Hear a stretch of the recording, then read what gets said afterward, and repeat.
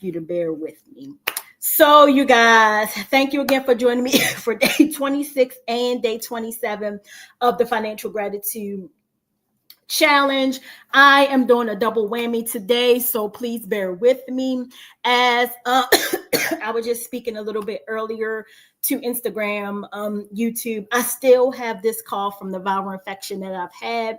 I've had it for about a month now. I caught it like the week before Thanksgiving, and it's just something viral. It has to run its course. And so if you hear me cough, just know I am not doing it intentionally. Sometimes I just get postnasal drip and a tickle in the back of my throat, and it just causes me to cough. So I'm going to try to suck on this cough drop as I talk to you guys. But today we are tackling two subjects. One is thankfulness and the fruit of the spirit, and the other one is relying on God's strength and being thankful for God's strength to get us through the rough patches, our rough financial patches in life. And so today I'm going to be doing things a little bit differently. It's going to be kind of a teaching moment for or a teaching topic for you guys. And so I just want to say that this month, well, I would say, the telltale end of November, like last week of November, coming up into December, I hit a couple financial snags. And so what I mean by snags is I actually had a couple emergencies that I had to tend to in terms of just paying for stuff and getting it done and getting it out the way. The first was I had to put out an unexpected $389 because my dog, I have a pit and he is a blue pit, so he's prone to allergies. Y'all know those pits, the genetics of them, especially the blue and black pits, they're genetic to because of their genetic makeup, they're highly prone to allergies. And he's somewhere around here. And so because of the turn in the weather, he started scratching and shedding. And so I did have to have my son take him to the vet. And the vet bill 2 weeks ago was $389. Nature of the beast. He had to get an antibiotic, some ear drops. Then he had to get his rabies shot. And then the shot that he gets for his allergies. And so nature of the beast, I knew it was going to be around the 300 mark because anytime he goes to the vet, most of the time his vet bill is at least $200. The cheapest it usually is maybe like one something, and that's when he gets his allergy shots. But for the most part, my dog is a pit, and so I have never gone to the vet, and his vet bill is less than $150. Just to get the shot, it's $150. And so because of the allergies, he needed to get his rabies shots. The bill was $389. And so that was it was expected, but it was unexpected because I was trying to stretch it out. But because he wound up itching and scratching and had allergies, it wound up being $389, almost $400. And so that I wasn't surprised because, like I said, his vet bill is normally between $150 and $200 anytime he goes. So I wasn't surprised by that. And then, thank God I had the money for that, the money set aside to pay that. I didn't have to put it on a credit card or dip into my emergency savings. I had the money for that. And then I had to get the plumber to my house. And again, thank God for having homeowners insurance and just only having to pay, the $125 deductible, because we know you call a plumber, it could be way more. And that was only $125 for them to come out, fix my toilet. It was doing something funny and they had to replace 2 parts. $125 replaced and done. So you add that up, we're already over the $400 mark. And so again, that was an unexpected bill. And so my son has a Honda that I bought him last year for graduation present. It's a 2020, and I purposely bought the car because I needed it to last throughout college. And once he graduates, that's on him. I don't care what he does with it. But the grand scheme of things is it's his car. I bought it, fairly new because I want it to last throughout college, and he has another 2 years of college.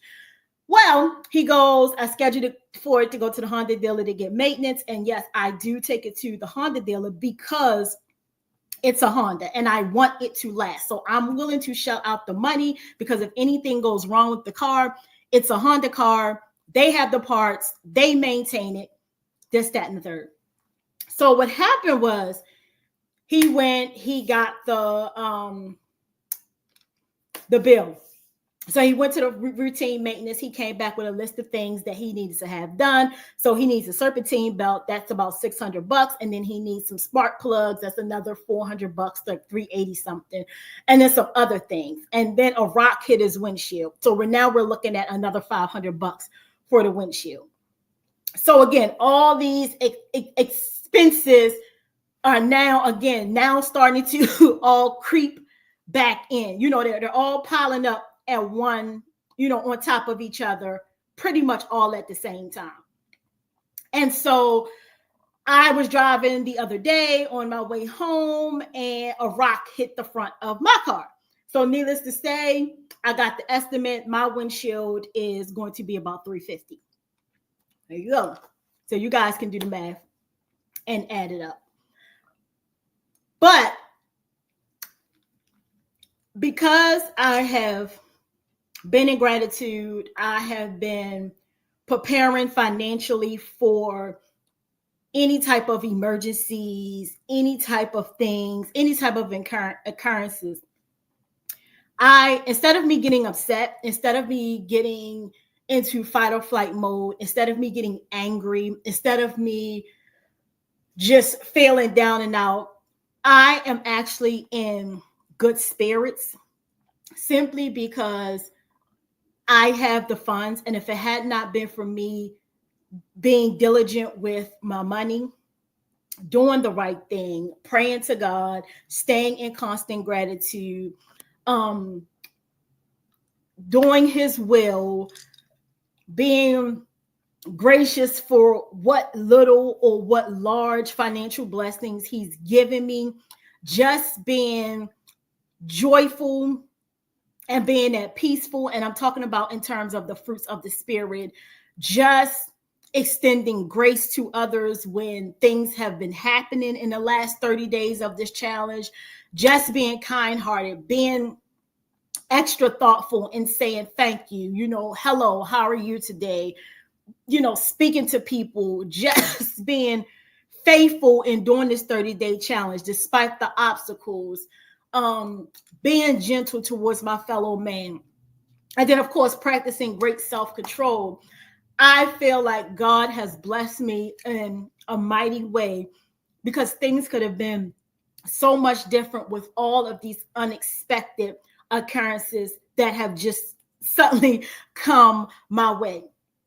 And by that, it's just being thankful, being in a state of thankfulness, because honestly, I have now come to realize that all of the times where I sort of went to God, not purposely complaining, but just being in a state of, God, when are you going to bestow a blessing? God, when are you going to fix this? God, when are you going to make time to help me? When are you going to fix this thing? When are you going to show your face?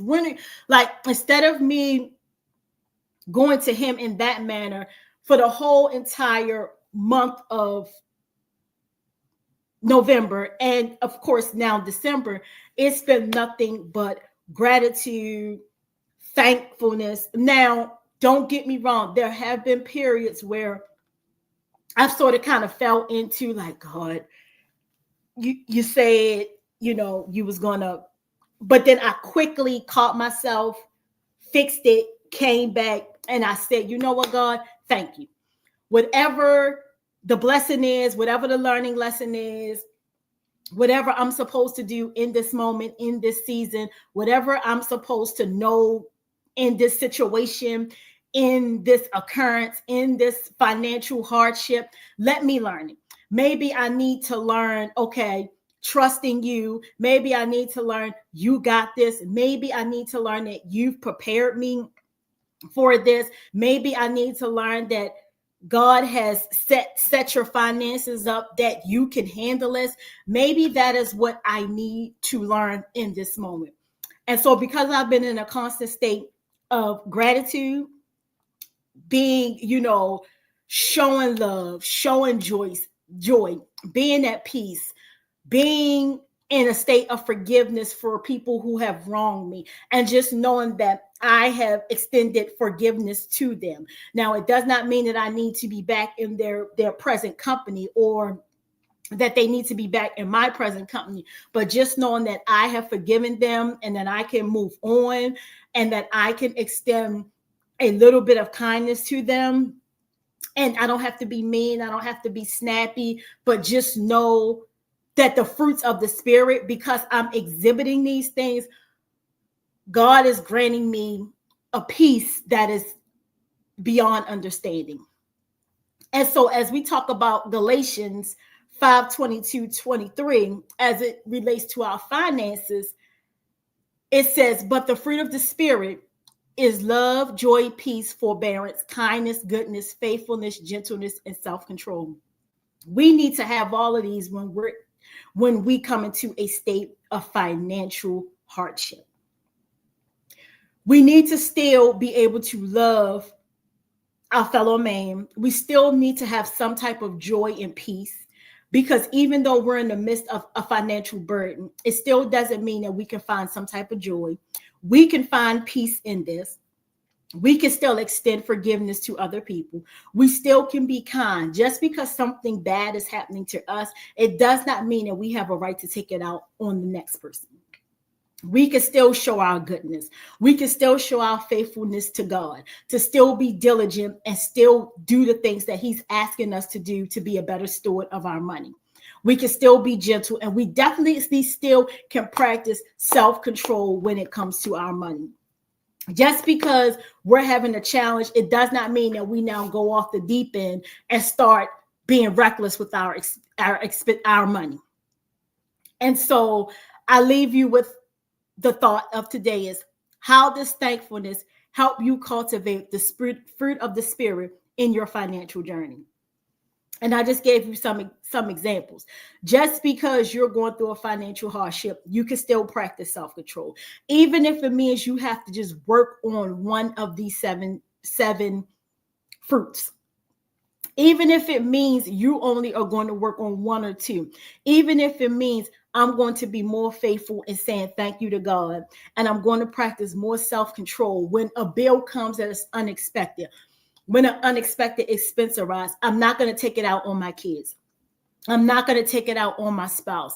I'm going to practice self-control, because it's something in this moment that I need to learn. It is something in this moment that God is needing me to learn in terms of my finances. And maybe it's simply put, he needs you to learn that you need to expect the unexpected. Maybe he needs you to learn that just because you're doing well with your finances, always be on alert that something can happen. And so practice self-control and just not getting upset. Just knowing that a hardship, even if you had 7 days of good financial blessings, just know that any given moment, something may happen. The appliance may go up. You may need car tires. You might need a new wash machine and dryer. The stove may go up. Like the kid may get sick and you have to go to the hospital, and then you have to go pay for medicines out the pharmacy. And then you're going to have a hospital bill. Like, just know that even if you have a month of good financial blessings, you're going to have a hardship somewhere down the line. And this is the time for us to practice self-control. The next question is, what fruits can you grow more of in your life through gratitude? And again, I gave a few examples. Being more faithful to God, being more showing more faithfulness by being in gratitude, being more gentle towards other people, cultivating a spirit of peace, especially when you know you're stressed because of your finances. So your action step today is choose one fruit of the spirit and practice it intentionally today, offering thanks to God for his spirit at work. And so I just gave you some examples of how you can take one of these fruits and just apply it to your life today. Just practice it intentionally. If you know that you have been stressed out because of your finances, then today, maybe that this is the day that you learn to forgive yourself for putting yourself in a situation where your finances have taken control of your life. Maybe this is the day that you go to your loved ones in peace and say, hey, this is what's going on with the finances in our home. We can no longer, do this, and this because of this. Or I can no longer afford to do this, and this. We need to cut back. Or maybe this is where you have to go to your kids and you have to actually sit down and let them know what's going on. And when they get upset, learn to practice self-control, because they're used to certain things that you may have to pull back because of your finances. Self-control. We got to learn how to self-regulate. And so with that being said, you guys, I am ending it here. I will be back in a few for day 27. And so, yeah, join me in about 5 minutes. Let me drink some tea and just kind of re-strategize. And I'll see you guys back here in a few minutes. Bye.